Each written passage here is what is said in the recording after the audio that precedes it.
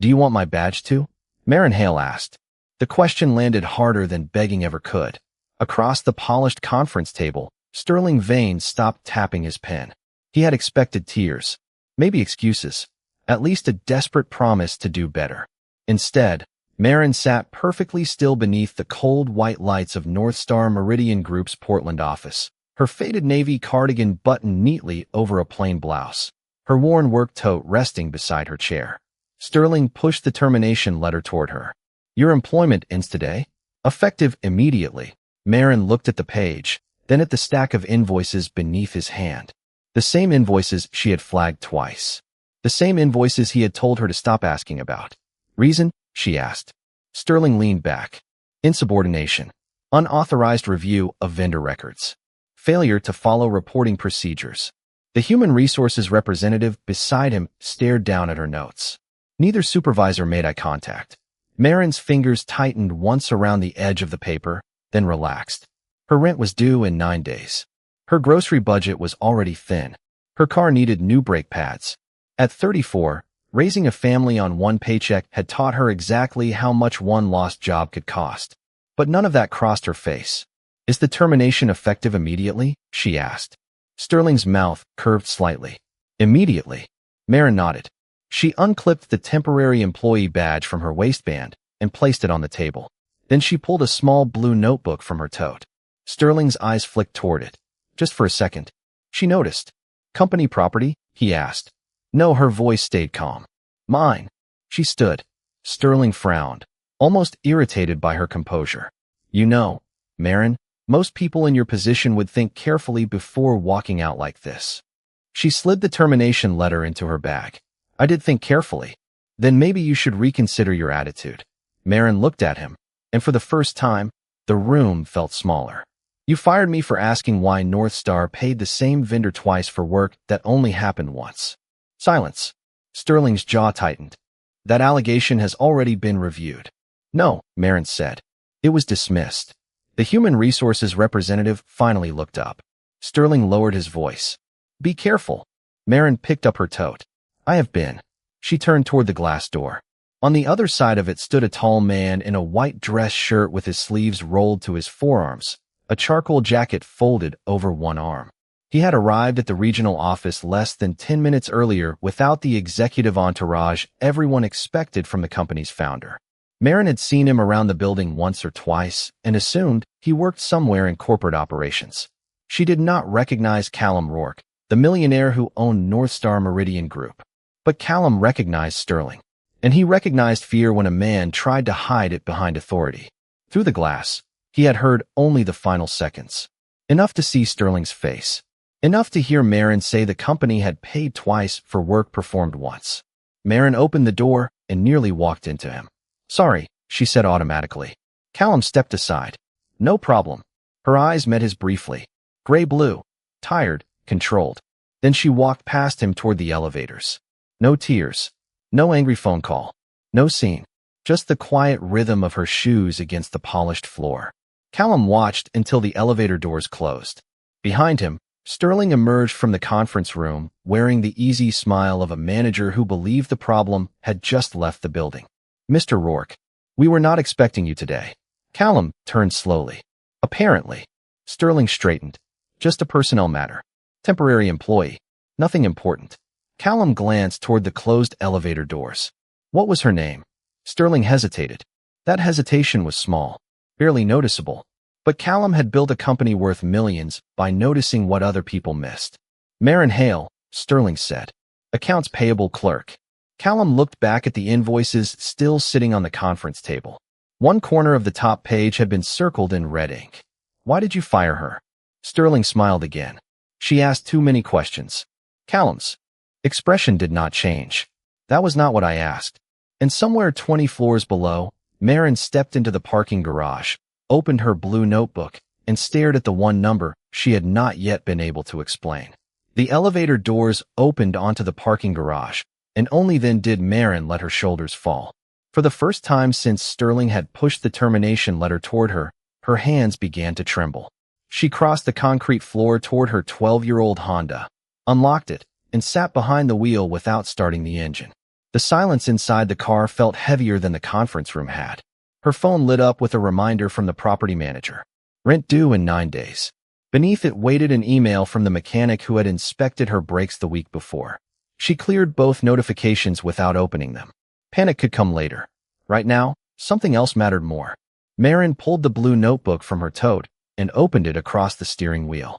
Page after page held dates, vendor names, payment amounts, approval initials, and arrows drawn between transactions that should never have touched each other. She had started writing them down almost by accident during her second month at North Star. One invoice for $38,600 had appeared twice under slightly different service descriptions. Then another. Then 5 more. Each payment had gone to the same outside logistics vendor, Aldercrest Solutions. Sterling had called them routine corrections. Marin knew better. Corrections did not repeat in patterns. She turned to the final page. At the center was a number boxed 3 times in blue ink, 7419. It appeared beside several approvals, always after business hours, always attached to payments just below the threshold that required executive review. She had found everything except what that number meant. An employee authorization code, a vendor routing reference, a system override. Something tied the transactions together, and someone had made sure she lost access before she could find out what. Marin closed her eyes. Years earlier, she would have known exactly where to look next.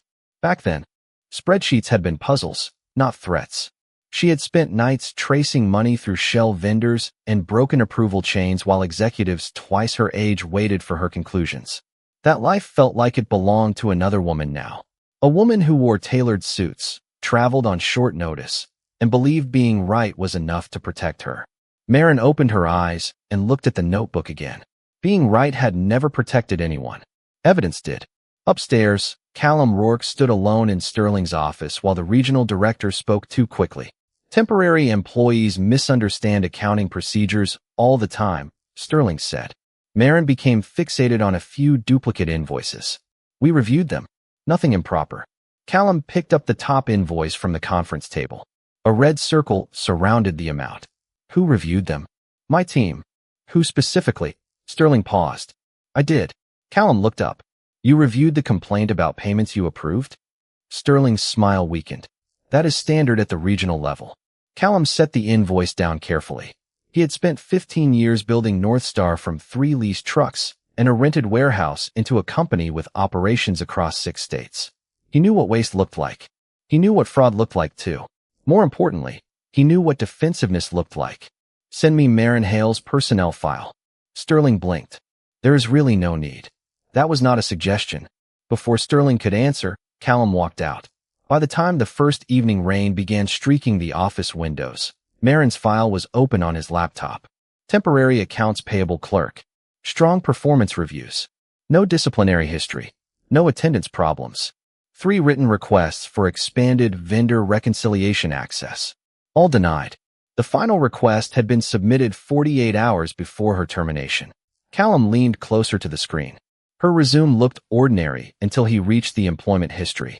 There was a gap of nearly 6 years between 2 entries, and before that gap sat one line that made him stop. Senior Compliance Analyst, Halcyon Forensic Advisory. He searched the firm. Name. The first result described a national accounting consultancy specializing in corporate fraud investigations. Callum stared at the screen, then back at Marin's file. Sterling had called her a temporary clerk who asked too many questions. But temporary clerks did not usually spend years investigating financial misconduct. His phone buzzed with a message from executive security confirming that Marin had left the property carrying only personal belongings. Callum looked again at the scanned termination form. Under reason, Sterling had written insubordination. Under supporting documentation, there was nothing. Across town, Marin finally started her car. Rain tapped softly against the windshield as she slid the blue notebook onto the passenger seat. She could walk away from North Star. She had every reason to. But before pulling out of the garage, she looked once more at the boxed number on the final page. 7419. Then she whispered to the empty car, "What are you hiding?" The number 7419 was still on Callum's screen when the cleaning crew began moving quietly through the executive floor. He had not gone home. Neither had the question. By sunrise, he had asked internal audit for every payment tied to Aldercrest Solutions, but he gave them one unusual instruction: do not notify the Portland regional office. If Sterling was right, the review would prove it. If he was lying, Callum did not want to warn him. The first answers arrived before the morning coffee cooled. Aldercrest had billed North Star for route consulting, warehouse optimization, and emergency freight support. The descriptions sounded legitimate. The amounts did too. That was what bothered him. Fraud rarely announced itself with a ridiculous number. It hid inside numbers ordinary enough to escape attention. Callum walked downstairs instead of summoning department heads to his office. He started with reception, then payroll, then the loading desk, introducing himself simply as Callum from corporate operations whenever someone failed to recognize him. Most did not. He listened more than he spoke. A receptionist named Dana remembered Marin staying late with printed invoices spread across an empty desk. A warehouse coordinator said she once corrected a billing error that saved the branch nearly $12,000. An accounts payable clerk lowered his voice before saying, Sterling did not like her checking things twice. Callum leaned against the edge of the cubicle. Why? The clerk glanced toward Sterling's closed office. Because she found things. That answer followed Callum through the building. Marin asked too many questions. Marin noticed details. Marin wanted documentation. Marin would not approve something just because a manager told her to. None of it sounded like insubordination. It sounded like the exact behavior North Star claimed to reward. By late morning, Sterling had noticed the questions. He appeared beside Callum near the freight elevators with 2 coffees and a smile that looked rehearsed. You could have asked me for anything you needed. Callum accepted neither cup. I am asking employees. About Marin? Sterling gave a patient sigh. She was bright, but difficult. Some people become suspicious when they do not understand the whole system. She worked in forensic compliance. The smile disappeared for half a second. Callum saw it. I reviewed her resume. Sterling recovered quickly. Then you know she left that field years ago. Why? You would have to ask her. I intend to. Sterling's eyes hardened, but his voice remained smooth. Be careful about giving a disgruntled former employee too much credibility. Callum looked at him for a long moment. You seem very concerned about how much credibility she has. He walked away before Sterling could answer. Across town, Marin sat at the corner table of a small cafe on Hawthorne Boulevard, a mug of coffee untouched beside her laptop. She had already submitted 4 job applications. 3 were for bookkeeping positions that paid less than North Star. The 4th was for a medical supply company with hours she could manage. Her blue notebook rested beneath her hand. She told herself not to open it. North Star had fired her. The invoices were no longer her responsibility. She opened it anyway. The box number waited on the last page. 7419. Marin searched through notes she had copied from public vendor records, then stopped. Aldercrest Solutions had changed its mailing address 11 months earlier. The new address was not an office. It was a private mailbox center in Beaverton. She wrote the address beneath the number, then circled both. Her phone rang. Unknown caller. She almost ignored it. Marin Hale? A man asked when she answered. She recognized the voice from the hallway. Yes. This is Callum Rourke. Silence stretched between them. She looked down at her notebook. From North Star? I own North Star. Marin sat very still. The ordinary man in the rolled-up sleeves. The one standing outside the conference room. The millionaire whose name was on the company she had just been fired from. I would like to talk about the invoices, he said. Marin looked through the cafe window at rain gathering along the curb. If this is about offering me my job back, save yourself the drive. Callum paused. It is not. Her fingers tightened around the phone. Then what is it about? His answer came quietly. Finding out why someone was so afraid of the questions you were asking. Callum found Marin before the coffee beside her had gone cold. He entered the small cafe without an assistant, without a driver waiting at the curb, and without anything about him that looked like the owner of a company worth millions except the way the room seemed to sharpen when he walked in. Marin watched him cross toward her corner table. Marin. Mr. Rourke. Callum is fine. She closed her laptop, but left the blue notebook beneath her hand. You said this was not about giving me my job back. It is not. He sat across from her and placed a single printed invoice on the table. Aldercrest Solutions.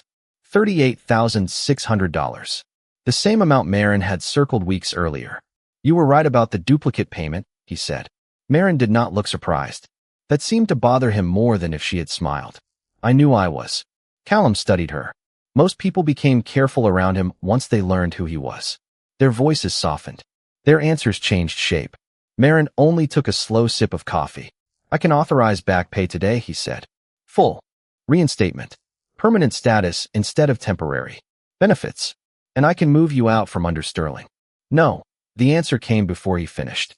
Callum paused. You did not hear the full offer. I heard enough. Most people would at least ask about the salary. Then ask most people. For the first time that morning, the corner of his mouth almost moved. What do you want? Marin leaned back. Outside, rain slid down the cafe window in thin silver lines. You still think this is about what happened to me? You were fired for raising a legitimate concern. Yes. That makes it about you. No. It makes me the easiest part to fix. She opened the blue notebook. Callum's attention dropped immediately to the pages. You give me my job back. Sterling apologizes. Human Resources signs a form. Everyone says the problem was handled. Then the next temporary employee learns not to ask questions. Callum's expression changed. Not defensiveness. Something quieter. What did you find? Marin turned the notebook toward him. Dates. Amounts. Approval times. Aldercrest appeared again and again. Payments just under the threshold for executive review. Similar descriptions. Different invoice numbers. Same pattern. Callum pointed to the box number. 7419. I do not know what it means yet. My audit team is looking. Marin's eyes lifted sharply. Your audit team? I ordered a review before I called you. That earned him the first sign of approval she had shown. Small but real. Callum noticed. There is more, she said. She wrote an address on a napkin and slid it across the table. Aldercrest changed its mailing address 11 months ago. That address belongs to a private mailbox center in Beaverton. Callum looked at it. You found this after we fired you? I found it after you fired me. The distinction landed. He set the napkin beside the invoice. Why keep looking? Marin was quiet for a moment. Because numbers do not lie. People use them to lie. Something in the way she said it made Callum stop. Not like a clerk repeating something learned in a training manual. Like someone remembering a lesson that had cost her something. Your resume says Halcyon Forensic. Advisory. Her fingers stilled on the notebook. You looked into me. I looked at the employment history of someone my regional director fired without documented cause. And forensic compliance is a long way from temporary accounts payable. Marin closed the notebook. The conversation had changed. Callum could feel it. People change careers. Of course. People change lives. I am not arguing with that. She looked through the rain-streaked glass.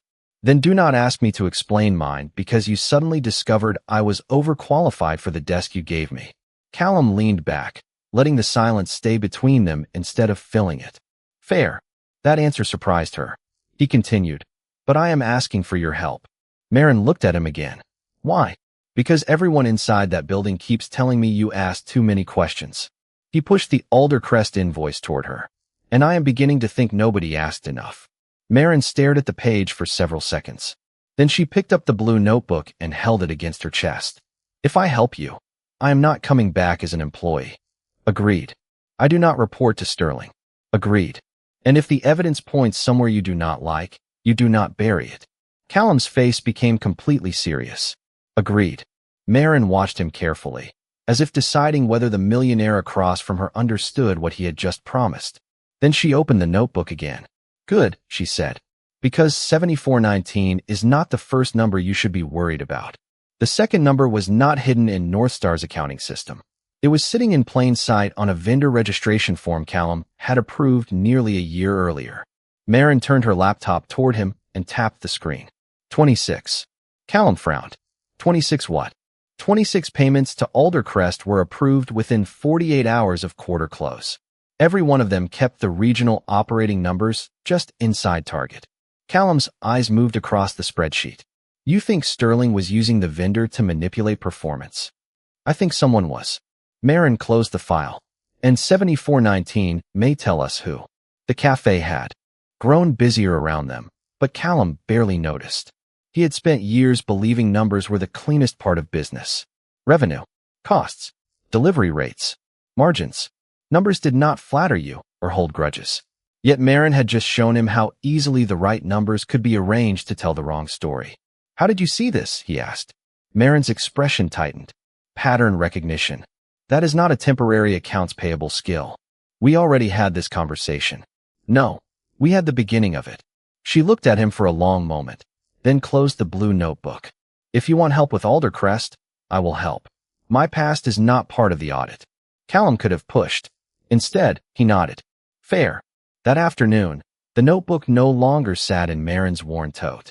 It rested beside a secure laptop in a small conference room 2 floors below Northstar's executive offices, far from Sterling's department. Callum had arranged temporary external access for her through internal audit, not payroll. Marin noticed the distinction.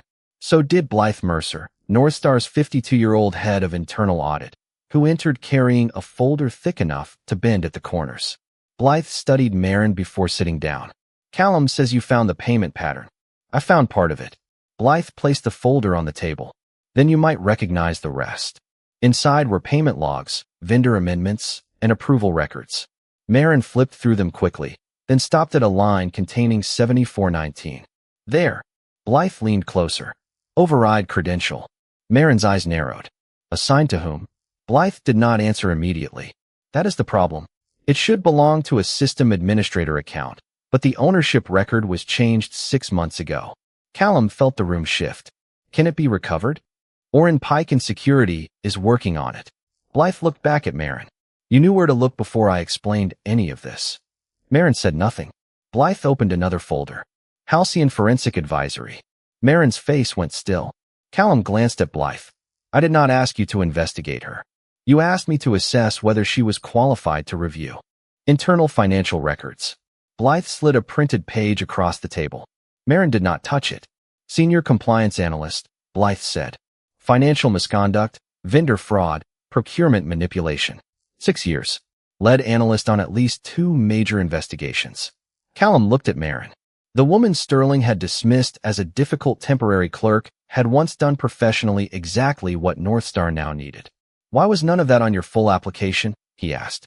"Because I did not apply to be that person again." Her voice was quiet, but final. Blythe's tone softened slightly. "Your name appears in a public court filing from a fraud case in Seattle." Marin's eyes lifted. "Then you also know I was not accused of anything. I know you helped expose it." Silence filled the room. Callum leaned forward. "Marin, why would someone with your experience take an hourly clerical job?" She looked toward the window, where the late afternoon clouds had turned the city silver. "Because sometimes being good at something costs more than people think." No one interrupted her. "I spent years believing that if I documented everything, followed procedure, and told the truth, the system would protect the people who did the same." Her fingers rested on the blue notebook. "I learned otherwise." Callum heard the pain beneath the control, but she gave him nothing more. "Not yet." Blythe closed the folder. "Whatever happened before, your instincts here were correct." Marin looked down at the 7419 entry. "Instincts are not evidence." A knock sounded at the door. Orrin Pike stepped inside holding a security report. His expression was tense. "We recovered the ownership history for credential 7419. Callum stood. "Who had it?" Orrin glanced at Marin, then at Blythe. "That is where this gets complicated." He placed the report on the table. Because 3 weeks before Marin was fired, someone reassigned that credential to her employee profile. For several seconds, no one in the conference room moved. Marin stared at the security report as if the page had changed languages. Her employee identification number sat beside credential 7419, followed by a date 3 weeks before Sterling fired her. Callum looked at Orrin. Could she have assigned it to herself? Not with her access level, Orrin said. Only an administrator or regional director could authorize the change. Blythe folded her arms. Then someone wanted the audit trail to lead here. Marin finally touched the paper. Her hand was steady now. Too steady. Sterling knew I was looking. Callum watched her. You think he planted it? I think assumptions are how people bury evidence. She pushed the report back toward Orrin. Find the authorization source. Orrin nodded and left. Callum waited until the door closed. Marin, do not. Her voice was quiet. Do not look at me like I need rescuing. I was going to ask if you were all right. She almost laughed, but there was no humor in it. That is worse. Blythe gathered the folders. I will give you both a minute. When she left, Marin moved to the window. Portland below was fading into evening, headlights shining on wet streets. Callum stayed near the table. You have seen this before, he said. Marin did not answer. Someone manipulating records, making the person who found the problem look responsible. Her reflection in the glass seemed older than 34. At Halcyon, I found payments being routed through a consulting company that did not actually provide consulting. I documented everything. Dates, approvals, transfers. I believed that was enough. Callum said nothing. The executive involved had friends on the client's board. By the time the investigation became public, people were not asking why millions were missing. They were asking whether I had exceeded my authority. She turned from the window. Sound familiar? Callum's jaw tightened. What happened? The evidence held. Eventually, she looked down at the blue notebook. The company settled. People resigned. Lawyers released statements about accountability. And you? I became the woman nobody wanted in a conference room because I remembered what people preferred to forget. Her voice remained controlled, but Callum could hear what it cost her to keep it that way. Recruiters stopped calling. Managers called me difficult before they met me. One firm told me I was impressive, then asked whether I could promise not to be too aggressive about compliance. Callum shook his head. That is unbelievable. No, it is ordinary. That answer hit him harder. Marin sat again, fingers resting on the worn cover of the notebook. Around the same time, my marriage was ending. I had a household to keep together, and I was tired of bringing investigations home in my head. So I stepped away. Bookkeeping, contract work, predictable hours. Enough to keep life manageable. Callum finally understood why she had reacted so sharply when he questioned her resume. She had not fallen from some glamorous career.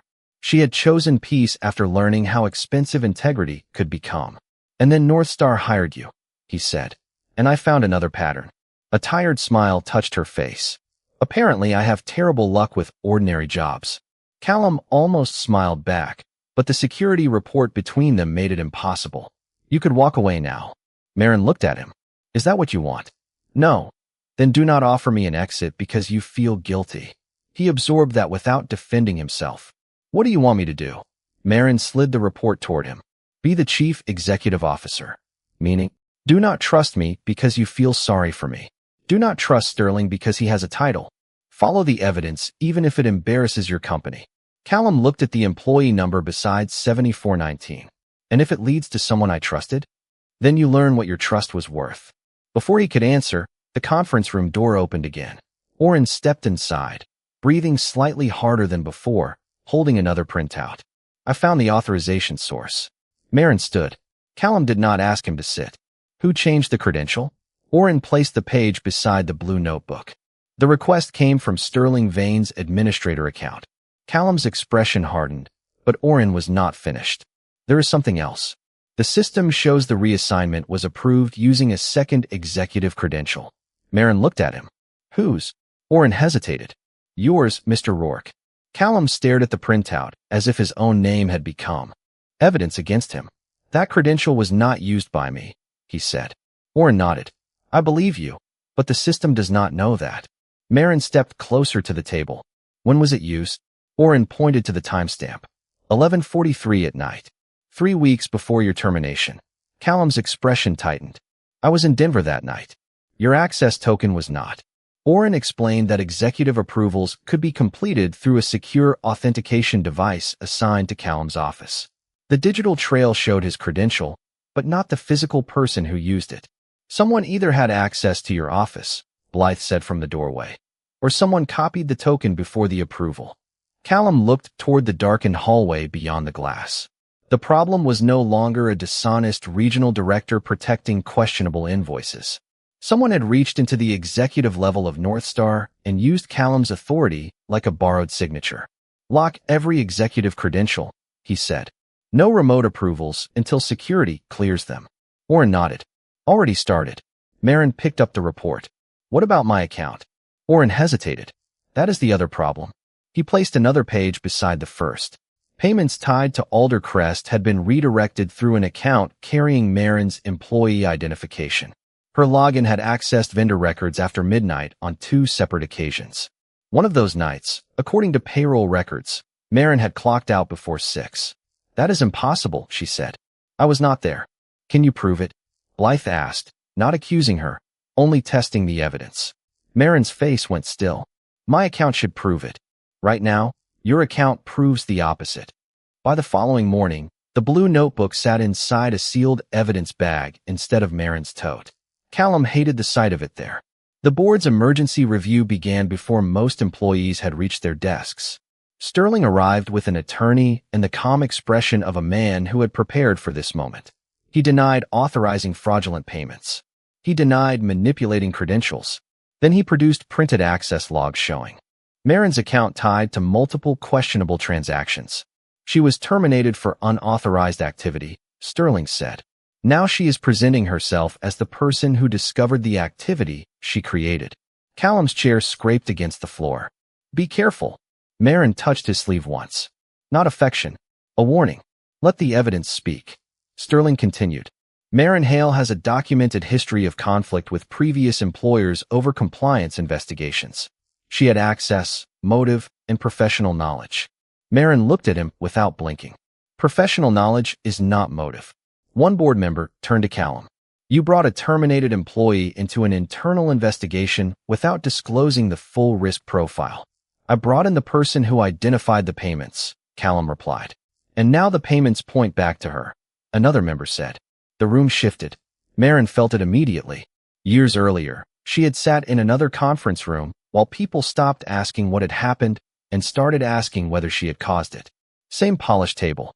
Same cautious voices. Same sudden distance. Callum looked at her, anger rising beneath his control. I know she did not do this. Marin turned to him. No, he frowned. Marin, do not say that. The room went quiet. She faced him fully. Do not believe me because you care about what happened to me. Do not defend me because Sterling makes you angry. Callum's jaw tightened. Then what do you want me to do? Prove it. Her voice stayed calm. If I am innocent, the evidence will survive your feelings. If I am guilty, your feelings should not protect me. Even Sterling stopped smiling. Marin looked toward Oren. The midnight logins. Were they made from my workstation? Oren checked the report. No. Remote session. From where? The system only shows an internal network relay. Marin nodded slowly. Then find the relay point. Sterling leaned back. This is becoming desperate. Marin looked at him. No. Desperate would be begging people in this room to trust me. She glanced at Callum, then at the sealed notebook. I have done that before. I learned better. Oren's phone vibrated. He read the message, then looked up sharply. We found the relay. Callum stood. Where? Oren turned the screen toward the room. Every login under Marin's name was routed through the executive guest network on the 23rd floor. Callum's office was on the 23rd floor. So was the secure cabinet that once held his authentication device. For the first time that morning, Sterling stopped looking comfortable. Oren's screen remained turned toward the board, the 23rd floor relay glowing like a red mark nobody could explain away.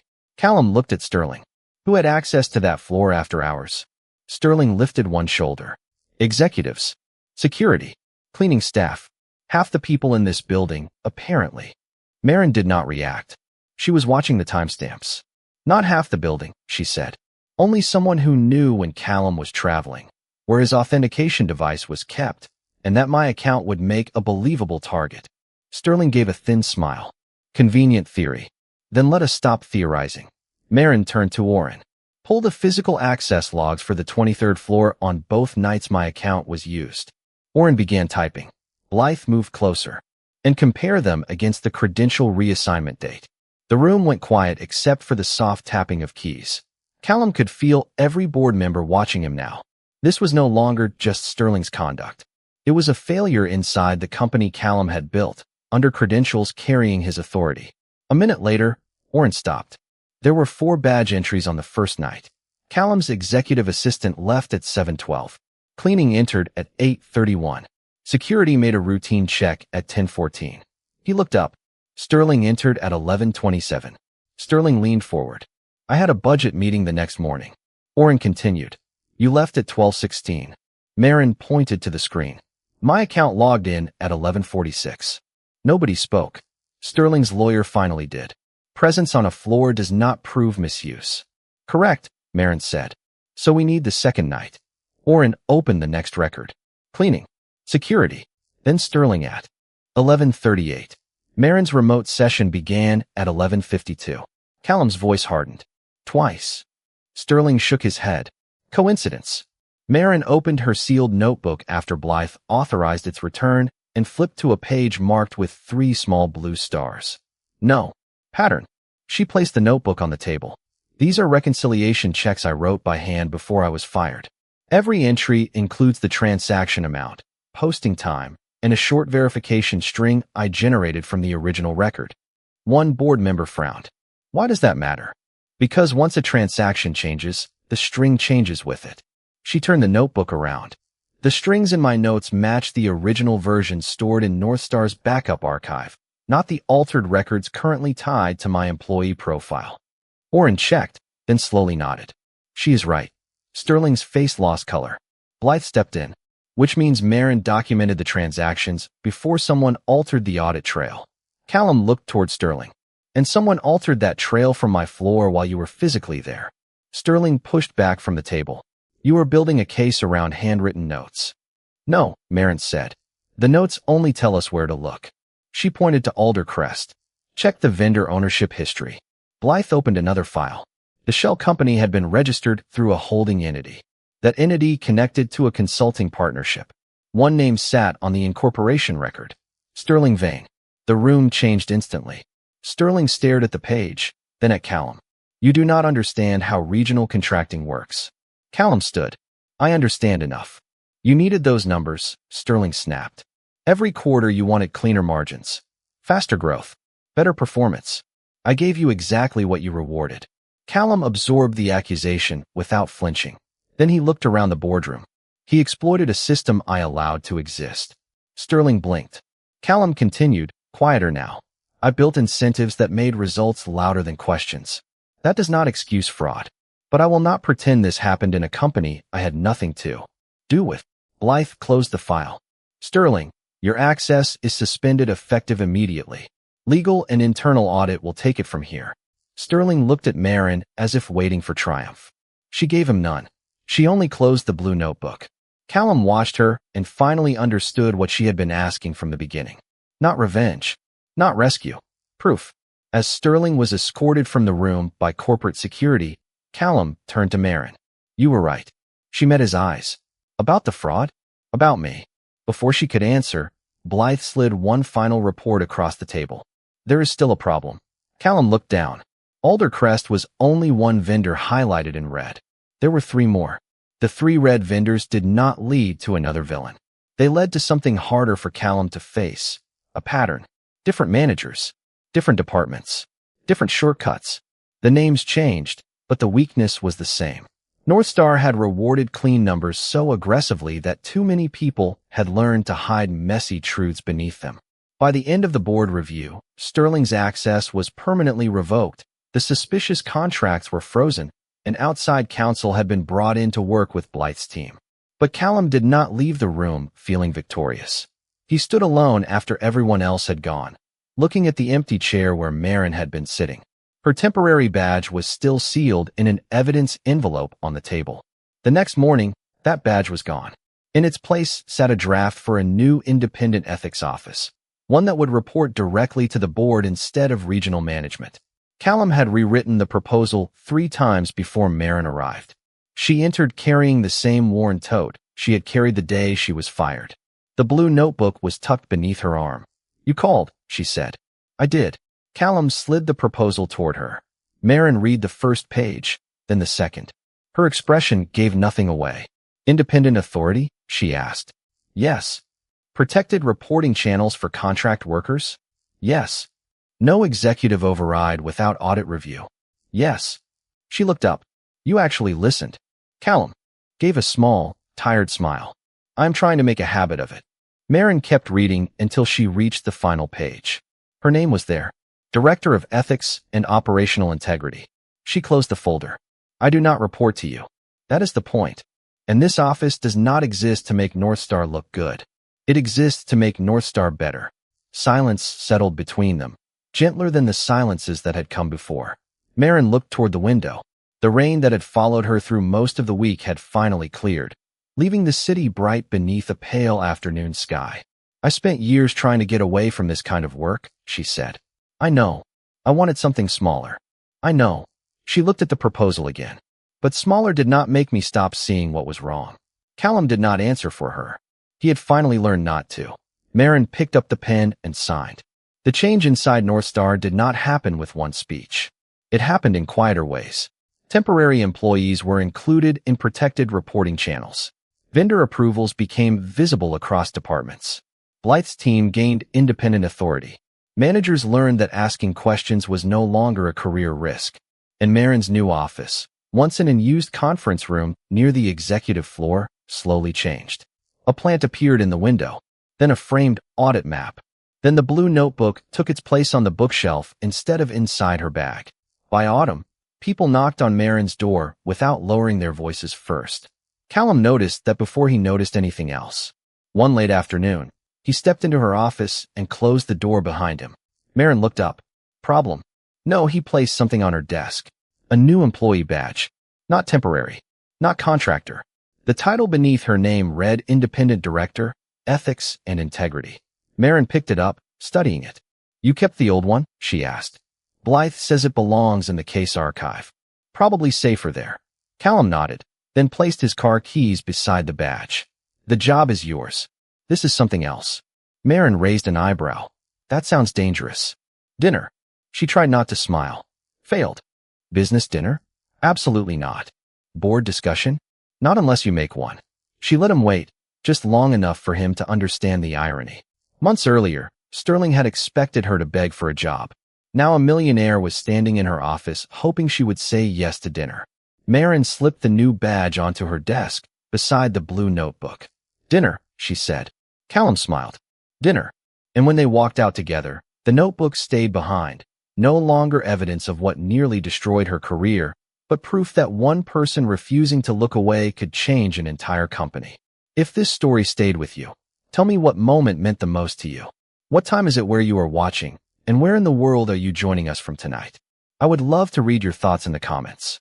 And thank you, sincerely, for watching all the way to the end.